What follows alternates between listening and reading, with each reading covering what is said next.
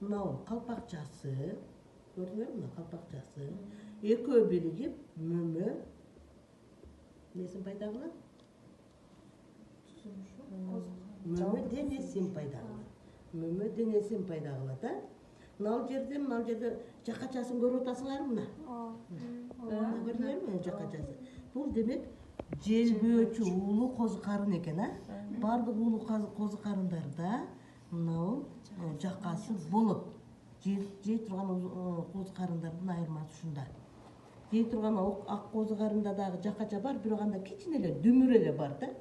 А буларда аны эме желбей турган козу карындардын бардыгында ушундай жакасы бар. Негизинен мындай чоң болуп эле көрүнүп турат мына. Анан бунун денеси мынау мөмөсү дагы, мынау дүмүрүнүн ичинде дагы бүт бардыгы нелер менен капталган? Толгон же болбосо жипчелер менен. Мицелиялар.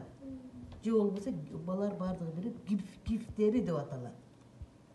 Гифтери деп аталат. Мына да жакшы көрүнбөптүр, а?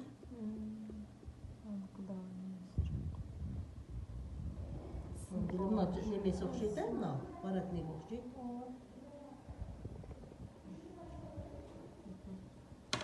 Көрдүңөр?